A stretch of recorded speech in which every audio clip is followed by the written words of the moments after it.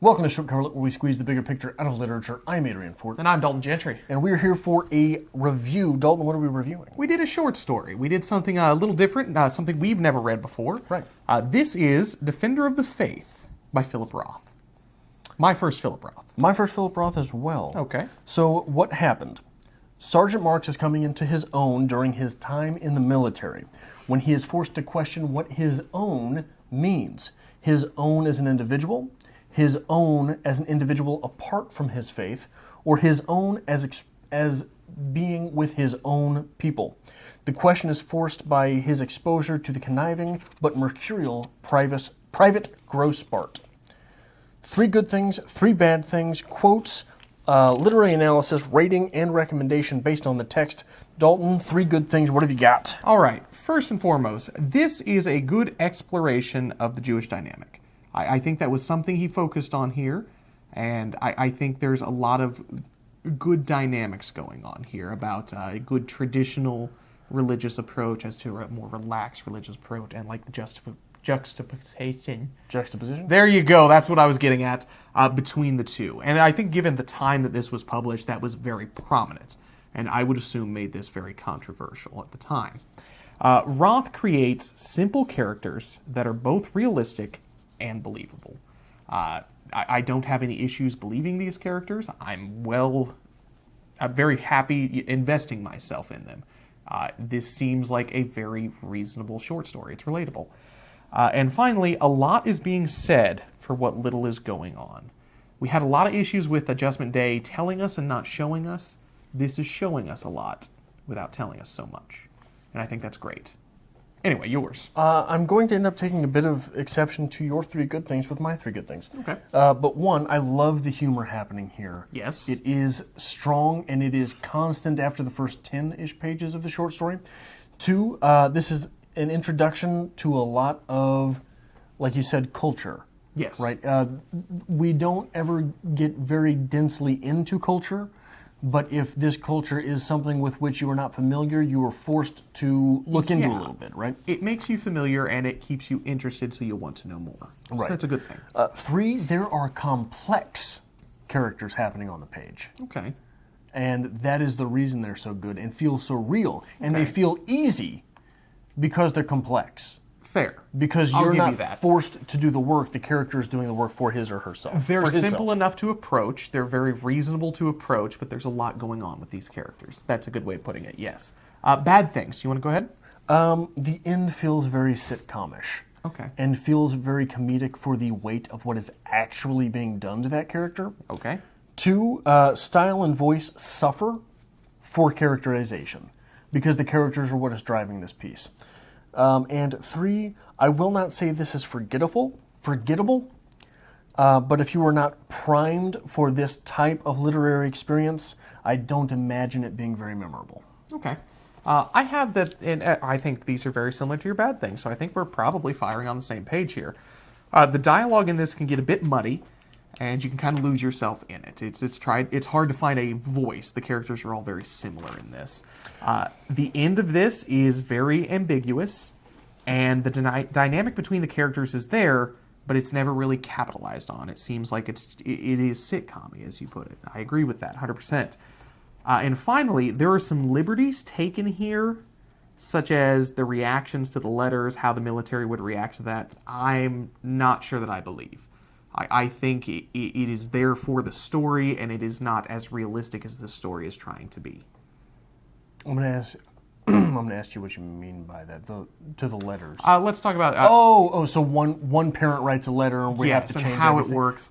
I'm going to get into like military things like that. I've got a lot of friends in the military, a lot of people I work with.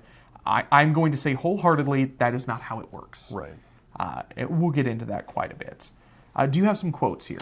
I have one that I picked for the extreme irony, and it's hard to smile at this because of what's going on.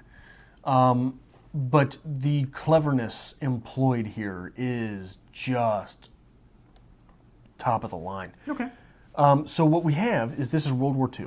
Yes. These are Jewish characters Yes. talking about the war, talking about being enlisted, and talking about where they're going to go. Yes. Once boot camp is over.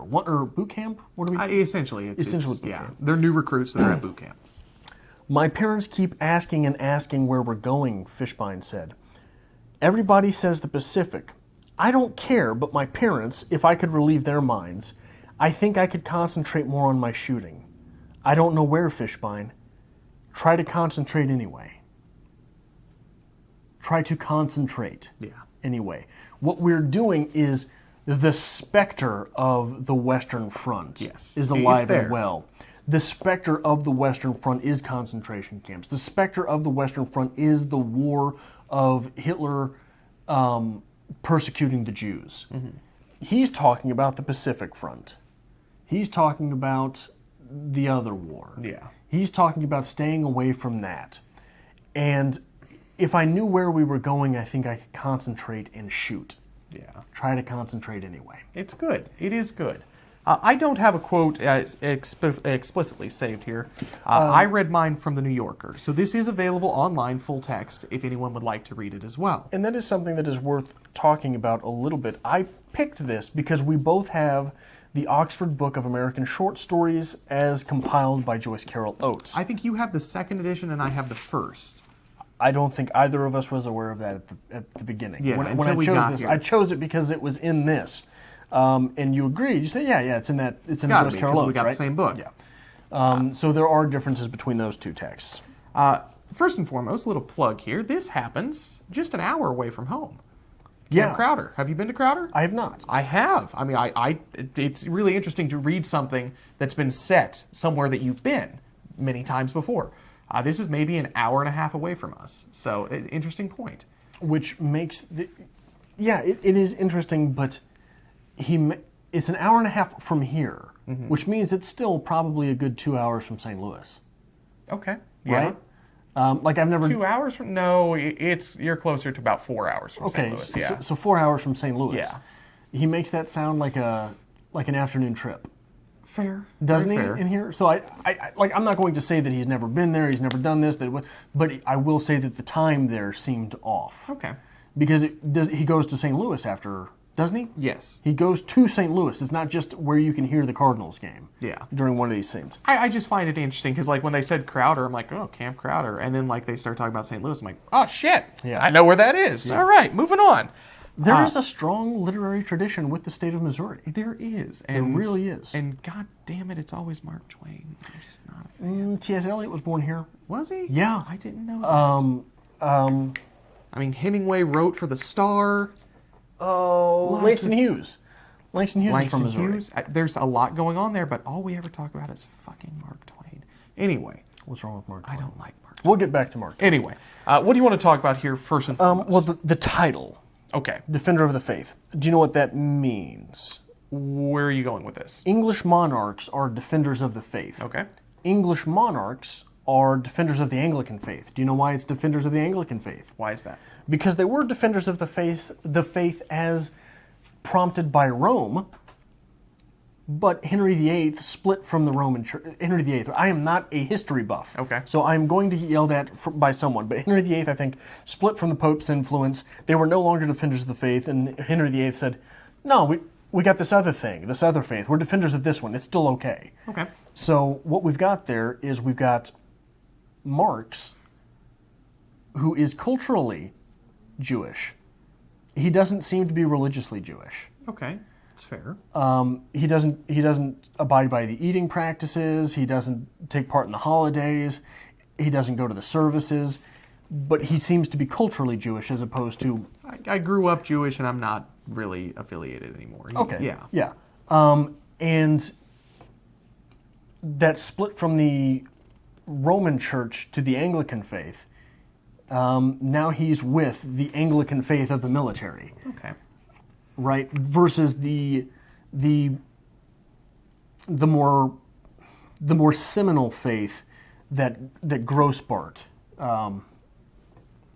abides by. Okay. When I first read this, pulled up, it's called Defender of the Faith. Okay. And like the title does stick, it's a good title. And we get into it and immediately are hit with, these are Jewish characters. My mind immediately went to, I'm like, okay, am I going to get like a fall of the first temple in Jerusalem, something like that? Something along those lines. I don't think I ever got that, so that was good to clear up. Good thing to have there. Let's talk about the dynamics of the Jewish characters here, because we do have two opposing views here. You have the man who is, like you said, culturally Jewish but doesn't practice, and the man who allegedly is very, very practiced. And he's made the whole thing is about him trying to have his religion brought into the military so it's respected. But is he reliable in that? It's so hard to tell. So I fell in love with the character of Grossbart. Okay. Because Grossbart is the good kind of asshole. Okay. Right? So there's one point where he just sort of, in this conniving fashion, guilt trips Marks into writing him a weekend pass to go visit his aunt, I believe it was. Yes. So he could go to his aunt's house to have dinner. A good Jewish meal. Some gefilte fish, and he's going to bring some home for Marks. So at this point, the subject of his friends come up. And he's like, well, can we all have one? And Mark says, no, you can't all have a pass. You can't all have a pass. And he says, okay, I will sacrifice my pass so that my friend can go. I will give him my aunt's address. And so Marks says, no, hold on. All right, fine. I'll send all three of you. You all get the pass. You'll all get to go. You'll all get to have your nice Jewish holiday meal. So he writes them all the pass, and he says, but you bring me back some gefilte fish. Yeah. And so in the middle of the night, they come back, and Grossbart sneaks into Marks's room, says, hey, wake up. And they're having this nice talk, and he hands him an egg roll. But see, there's brilliance behind that. And because they're being sent to the Pacific Front, right? No. Oh, there is such brilliance behind that. Maybe this is just a Midwest thing, but this is a thing. What do you do on Christmas? Oh, sure. You go to the Chinese restaurant. You go to the Chinese restaurant because it's the only fucking thing open. If you're Jewish and you don't celebrate Christmas, you go to the Chinese restaurant to get dinner. That's in there. That is embedded in there wholeheartedly. Sure, that's in there. Yes. That's in there. But you've got this, you've also got the ploy to the Pacific Front, right? Yep. You've got the fact that they didn't even go to the aunt's house, did they? No. They didn't even go. And it's hard to find. But because they didn't go, what's the first thing out of Grossbart's mouth? I'm sorry, the letter said next weekend. Yeah. Why does the letter say next weekend? Because we might get a pass then, too, if Marks is off his game. Sheldon is very hard to, if he's trustworthy in this or not. And the whole thing, this whole story, revolves around him being trustworthy and wanting his religion incorporated into his life here. And the one opportunity he gets, he's like, yeah, my bad. I don't even know if it's my bad. I think he just wanted to, because they've got, I can't remember if it's Fishbein or the other friend whose name I'm blanking on right now, who was constantly hedging his bet and trying to get away towards the door. Yeah. Remember that? Every time we see him, he's edging towards the door because he doesn't want to be in trouble with the other two. And is it because they all know that Grossbart's a liar? And there's two ways to take that. Either this guy we believe him, and he's just doing what he has to do, and he's trying to make better for his life, or, god damn, he's good at manipulating people. It's either way you want to read it, and it's both interesting. So I'm so upset that I've never read Phillip Roth before because if his work is all like Defender. I love Grossbart. Okay. I absolutely love this character. Good. I am in love with this character. And there's so one of the other things that these characters and their culture forces us to do is look at the cultureless white guy, right? Okay. The captain, who just yells at them basically for being Jewish, right, and wanting Jewish things. What is one of the things on 5, I believe this is, I've got it in my notes, but I haven't looked at it since. The captain, Barrett, look, Grossbart, Marks here is a good man, a goddamn hero. When you were in high school, Sergeant Marks was killing Germans. Who does more for the Jews? You, by throwing up over a lousy piece of sausage, a a piece of first cut meat or marks by killing those Nazi bastards. If I was a Jew, Grossbart, I'd kiss this man's feet. Kiss this man's feet. Very religious. Very religious. You know what that's from, though?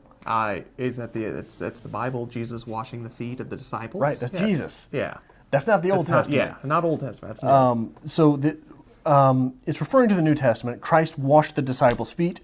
Kissing and washing feet seem to be inextricably linked. Yeah. And a little bit later from this, Marx runs off, and it's the very next sentence. Barrett says he's a goddamn hero, and he eats what we give him. He's putting up that wall between him and Marx, Okay. right? Because he's the white guy willing to do whatever it is for war, versus these Jews who are refusing to give in. But Marx is the good Jew, right? That's the commentary here. Shortly after this, Marx walks off, and he goes to eat.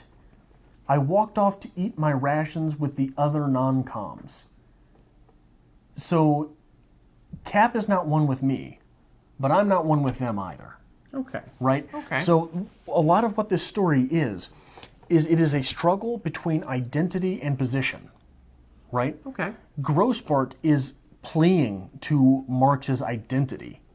You're a Jew, we're Jews, help us out. All we're trying to do is eat. That's all we're trying to do here.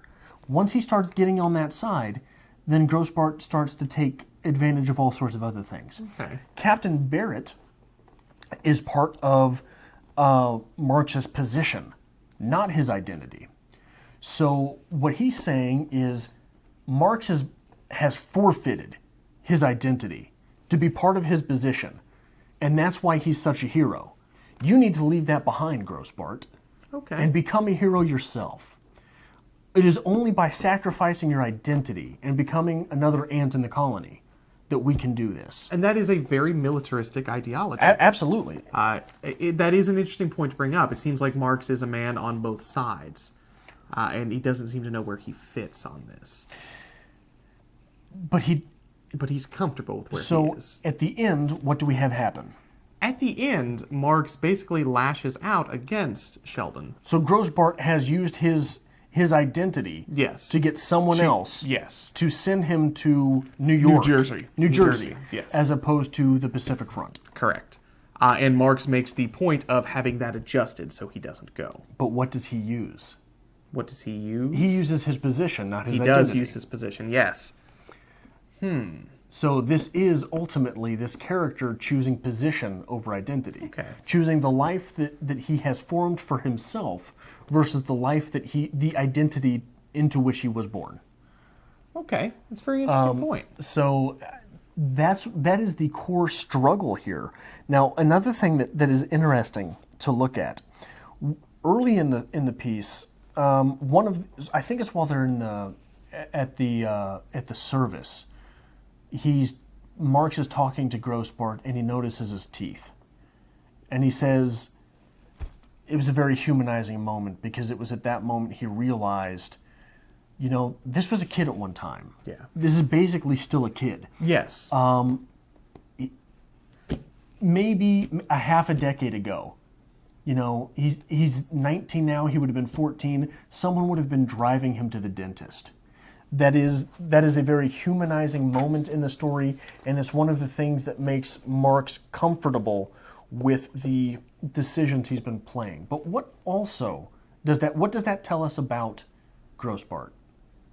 What does he tell? He has a decent upbringing. He had a decent upbringing. Yeah. And he mentions that his parents were both immigrants. Mm-hmm. So these people are busting their butts to get him to the dentist.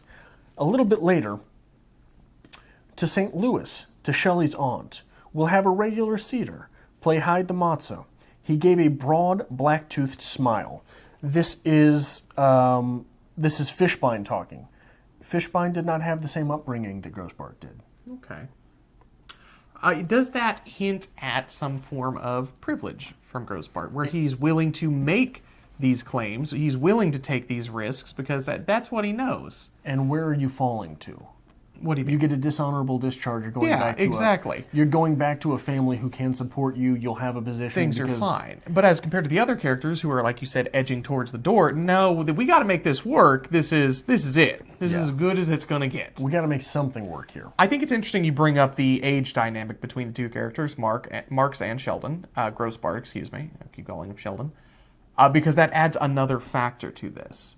When you're a young man, 18, 19, you are trying to find yourself. You're trying to find your identity, where you fit in this grand spectrum of things. It is assumed that Marks is a little bit older. He's been to war. He's seen war.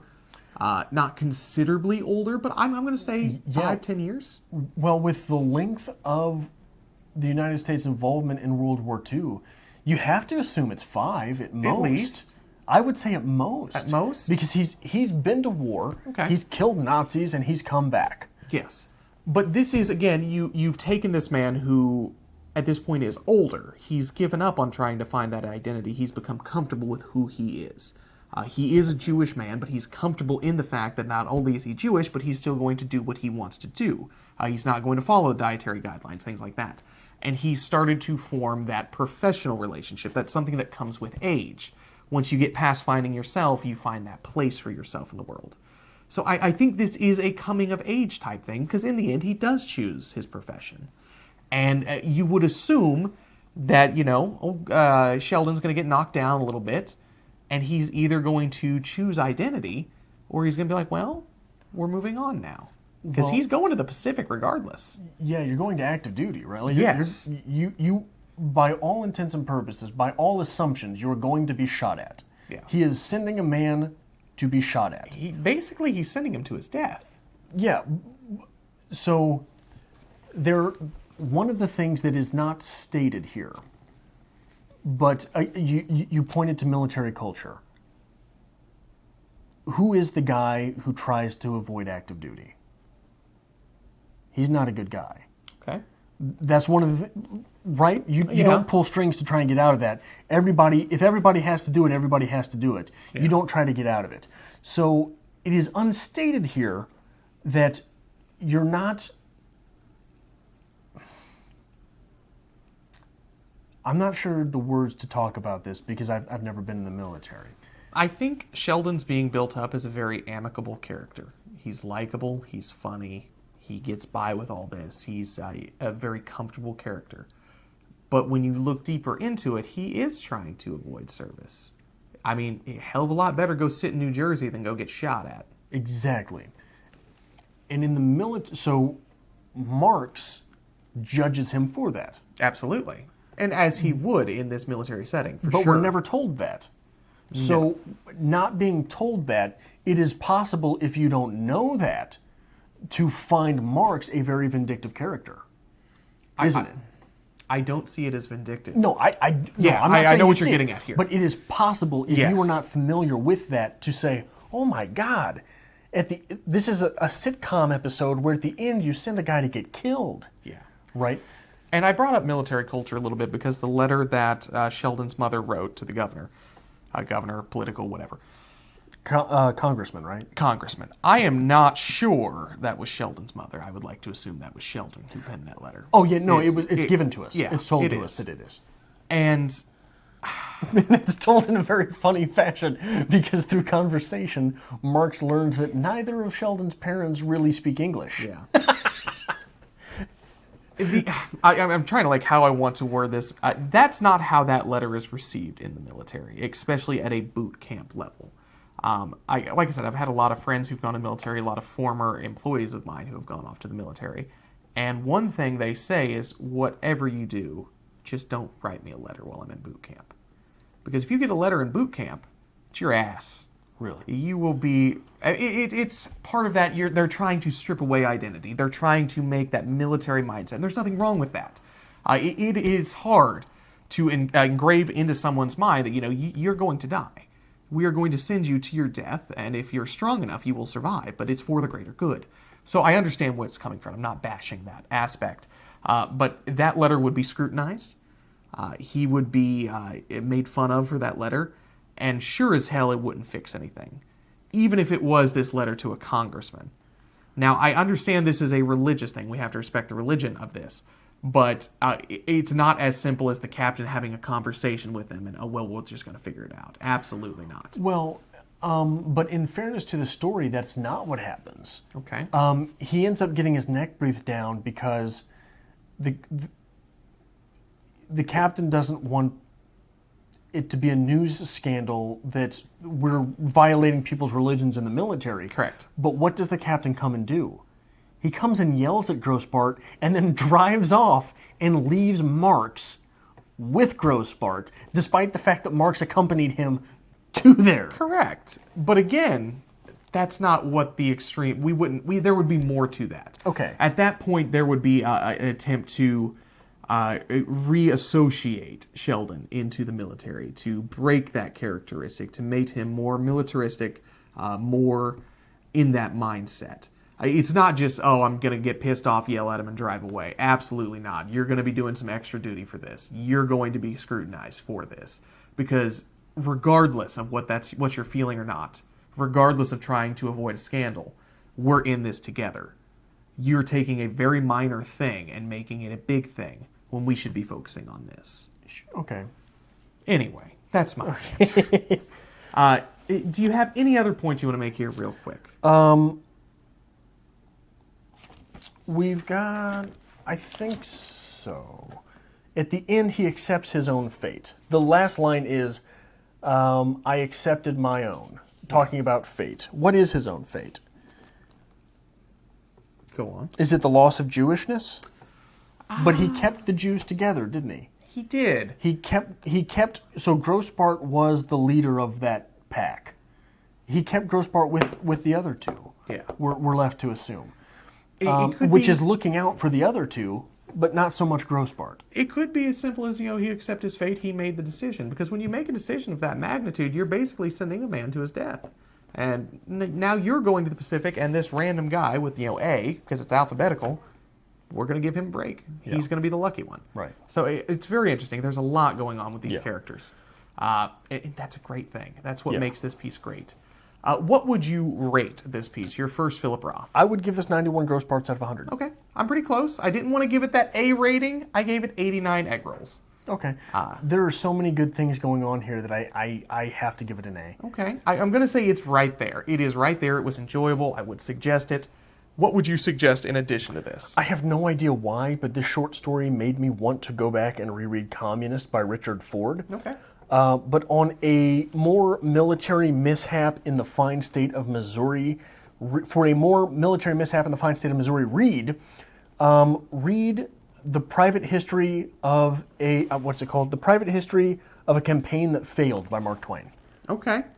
Damn Mark Twain. It's always back to Mark Twain. What about yourself? I suggested, if you want to read something around this era, like complete polar opposite of this, Night, Elie Wiesel. We reviewed that on the channel. We had a great review on that. That was a damn good read and a very deep, impactful read. And if you want to really see what part 2 of this is, that's the focus on what's coming and what these guys are fighting against. Wow, Dalton. What? Not sure how to transition out of that. Well, let me just ruin this fun review with a very somber moment. But that is the fact of this. This man is being sent to his death. He's going to fight for the freedom of other people. It's a big deal. Okay. All right. If you like this sort of thing, we would appreciate it if you hit the like button. It really helps us out on the channel. Subscribe if you were looking forward to more reviews. And there's a link, as always, to our Patreon to be found in the description below.